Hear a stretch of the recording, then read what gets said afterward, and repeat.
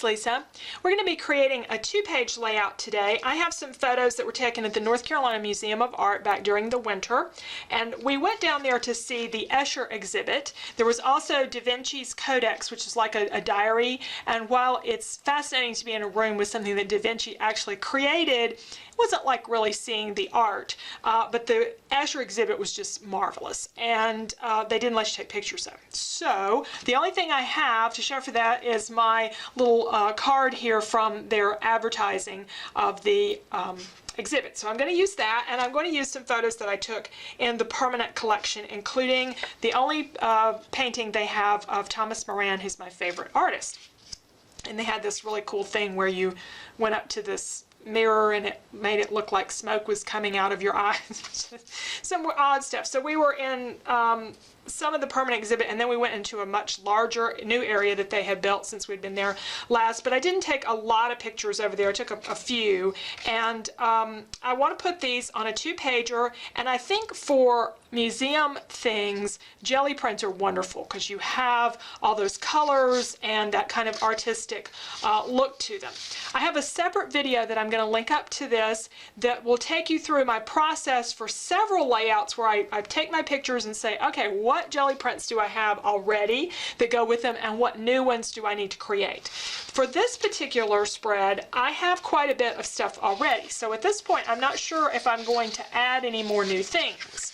I haven't shot the jelly print video yet, or all of it yet, so there may be some, I'll tell you as we go along whether there's more stuff that's been created. But these are some of the prints that I already have. This one in particular I like because I'm wearing pretty much this color sweater, and it's got all these yellows because that's the colors that really go with what's in these paintings. So I got some prints that I've done in the past. This was just one of those where you sort of rolled off the extra paint, but it still makes an interesting thing. So I may cut some of these up. What I decided to do before I spent more time making more jelly prints for this particular layout was kind of figure out how I was going to arrange this and what I needed. So maybe I have enough stuff, or maybe I need to print some more things. It's always fun to make jelly prints, so that won't be a real burden to do more things. So I'm just kind of arranging here, and what I'm going to do is get 2 sheets of cardstock so I have a palette to work on and kind of figure out how I want to place my photos. In this series where I'm using jelly prints, you can always substitute pattern paper, and we'll talk more about the substitution options a little bit later on. But right now I'm just kind of playing, figuring out where I want to put photos, because they're all in odd sizes, and I may do some trimming on these ones with actual paintings and actually trim those down a little bit more. In fact, that one there I know I'm going to trim down.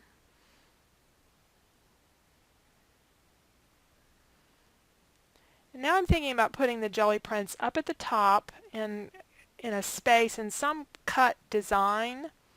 And I'm off at the paper trimmer cutting one out. I thought about doing them as mats, a different one behind each area,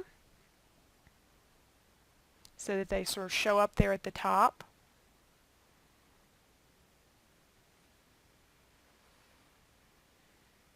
But what's coming increasingly clear is I'm going to have this space in the upper middle of the page, and I just need to figure out the best way to fill that space. The Escher exhibit was all about, and very often about, repeating images. And so I thought it might be fun to do a die-cut design on the silhouette and then fill in the blank spaces with my jelly prints. And this is where you could substitute pattern paper, especially 6x6 paper. So this is how my sketch came out, with the memorabilia and a photo over on the left, and some smaller photos on the right-hand side with the large photos in the middle. Then the center sections where I'm going to be using my jelly prints, and what I've decided to do is to die cut a design out of the background and then put these behind the die cut area so they'll peek through. And I've added a couple more to my stack of choices here from things in my stash, but I didn't end up creating any more jelly prints from this. I just selected from the ones that I had, and I linked over over to that video if you want to see that process, but I felt like I have enough for the amount of coverage that I need. My background are 2 sheets of early espresso cardstock from Stampin' Up. So the catch to this is when I cut this out of the silhouette, I need to cut half out of this page and half out of this page and have them meet and work and come together so that it doesn't look like, you know, like this. So they've got to meet up good. So that's what we're going to do next, is go to the silhouette and place these on the cutting mat so that I can get the cut that I want. This is the design that I want to use for my background, and I want to turn it. I want to spread it over 2 pages, and to make it even more complicated, I think I'm going to want to make it a little bit bigger. But let's start first by rotating it. We'll go over to the rotate window, and I'm going to rotate it 90 degrees because I want it oriented the other way. So let's take this up, and what is going to happen is half of it is going to be on one sheet and half of it's going to be on another. And I can see that I need to make it bigger. And I can also see that it has one other issue. It has this frame around it. And if I cut it the way it is, it's going to cut out this outside frame, and I'm just going to have this design that's essentially separate from my background. And I want it all blended in my background. So I've got to do a few things to it. So let's get it back over here on the main mat so we can see it. I'm going to right click on this and choose Release Compound Path. I'm also going to do a right click and ungroup. Sometimes when you release compound path, you can immediately see all the little individual pieces, and other times you have to do the ungroup feature to get it to where you can see everything. But essentially what release compound path does is it takes all these lines that are, I don't want to say joined together exactly, but they cut as one thing and separate them out so that I can treat each element individually. That's really what it means for me. And I want to take this one element, this outside line, and delete it. So I'm just going to select it and delete it. Now, the next thing I need to do is to put this thing back together if I'm going to be moving it around, because it's just cumbersome. If I start to move things now, I'm going to be catching one little piece here or there, or losing a little piece here or there. So when you're working with something this detailed, it's better to keep it grouped, even if you have to ungroup it a few times to do the things you want to do. I want to create a duplicate of it because, as I say, I want to make it larger. And by larger, I don't just necessarily mean I want to make the design a little bit. I do want to make it a little bit bigger. I want it to be a little bit larger in size. But I also, because I'm going to have a 4x6 down here, but I also want to make more of it because I want it to extend out a little bit further on the pages. So what I'm going to do is take this and right click and duplicate. And that's just going to make another copy of it that's going to come out here on the side. Now the challenge at this point, though, is that I have a lot of design. I have more design than I really need. So I need an extra copy of it, but I don't need 2 complete copies. What I need to do is to remove some of it. So let's scroll across here a little bit and figure out how much I need to remove. We'll take the whole thing, and let's see where I would ideally want the center.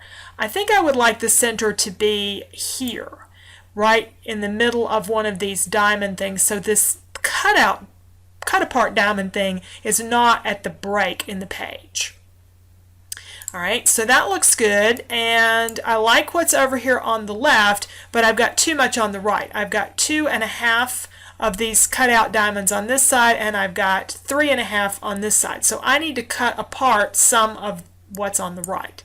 I'm going to select this one, right click, release compound path, right click, ungroup. Actually, I think I've just ungrouped. The path was already released, I think.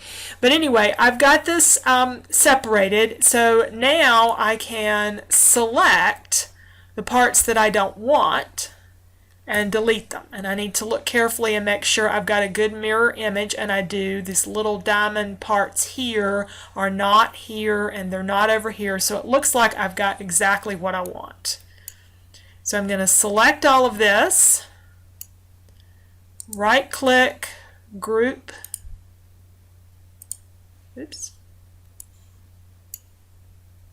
right click group, and right click, and I'm going to go ahead and make compound path. That's going to kind of put it back together again. And now I'm just positioning it where I want it to cut. Now, whatever's on the cutting mat, of course, is what's going to cut. This stuff hanging over here on the side is not going to cut. And that's okay, because I don't want all of it to cut on my first pass. What I'm going to be doing is putting a sheet of 12 by 12 paper on my mat, cutting out this one, which will be the left-hand page of my 2-page spread. Then I will come back and I'll move this over and cut the right-hand page. So I've cut this left side. Now I'm going to take the design and I'm going to move it using the arrow key on my keyboard over to the other side. If I use the mouse, I'm liable to not keep this thing lined up. But if I just use the arrow key, the left arrow, just to move it slowly across the page, then I can be sure that I'm getting it lined up.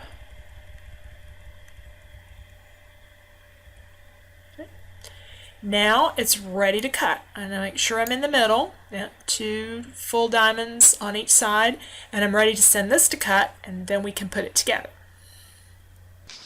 Okay, so here's our cut, the left-hand page and then the right-hand page. I just took it off the mat like that. So what I have left, though, are these little pieces that didn't cut quite all the way to the edge. So we're going to trim those out.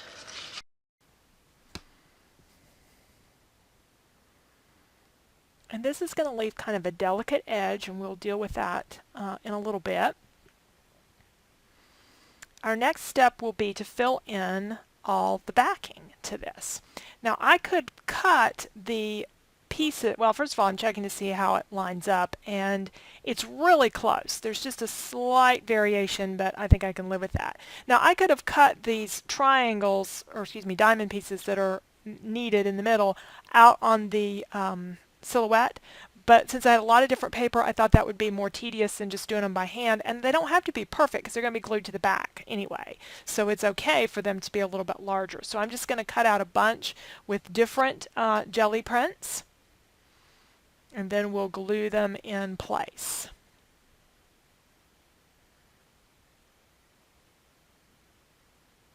Alright, and I missed some of my camera work got lost here, but what I did there was I just looked to make sure that my photos and jelly prints were matching up good during and color-wise, because I had some blue ones in there and they did work, but I ended up putting the blue one sort of on the end. So more of the middle of it is there's a blue one kind of going on the end. More of the middle work is the rusts and gold colors that were more dominant in my photos. And then I'm just gluing them to the back side. And when I get all of those done, then I have this area in the middle, and what I decided to do was to do whole pieces and then just trim off the edge. And I started gluing them on, and I needed something to glue them to.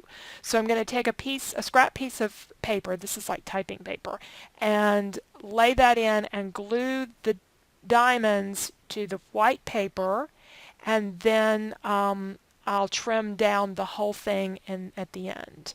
And one thing I should have done is I had a few little pieces kind of laying over the edge from my first pieces I put in. I should have done that trimming out before I started, but I got everything neatly trimmed there. And I've made sure that the diamonds match, so that I used the same paper on each side for each diamond. They're not going to be perfect matches because they're jelly prints, and there's not going to be exact same patterns like you would have if you were doing pattern paper, but they are the same, cut from the same design, so they look like they match going across. And now it's a matter then of gluing the rest of the photos in place. Now in my 6x6 paper pad class, we do something similar with die cut designs and 6x6, and I show you another way to sort of piece all this together that's really cool for handling, filling in die cuts. Okay, and I'm just trimming down all these photos, and I just found that it was easier to trim them by hand rather than working at the paper trimmer, because they're not all photographed straight on anyway. All Alright, this video is going on a little long, so I decided just to go ahead and wrap up the page by adding the journaling. And for embellishment, I just used the ticket stub and a basic gray little paper clip here. And then I did the titling, which is amazingly inspired, beautiful, small, and detailed, and it's all about the Escher art. It's a little bit misleading when you look at the pictures because they don't really go with it because we weren't allowed to take photos of that. But the design that I created here is about telling that story, about the geometry that was used in his work and how I wanted to kind of illustrate that. And of course, there's a lot of color here, and there's not color in his work, but then there was color in lots of other things in the museum. I did discover after I put everything on here that I made a mistake in piecing together my two parts of this on the silhouette. I accidentally left out these cutout sections, and I got something missing here when I was putting it together, but this side was fine. You can't see it, but it's fine over here, but I just missed that little bit where they joined together. But you know, I don't think that that's going to be that noticeable. I mean, I did the whole thing before I realized that I had done that. So let's take a look at some close-ups. We did follow the sketch close. Oh, I didn't add, I was going to add some washi tape down here and here, and I really don't think I need it.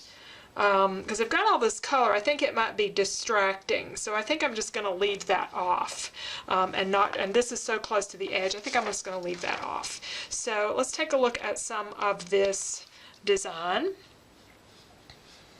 I did add an arrow here so we would know what I was talking about was really the Escher exhibit that we thought was so incredible. I mean, they have some great things in the permanent collection as well, but that's what we really focused on this trip. And then I added this bit, which was not in the sketch. All right, so thank you for joining me today to see how to use some of your Gelli prints on a layout, how to piece together a background cut across 2 pages and get a lot of photos and some memorabilia on a page. If you like the video, I'd love to get a thumbs up, and if you're not already a subscriber, I hope you'll subscribe to my channel. If you do 2-page layouts, I have a class called 2-Page Terrific, and lots of other classes that you can find over on information about over on my blog. Thanks so much for watching.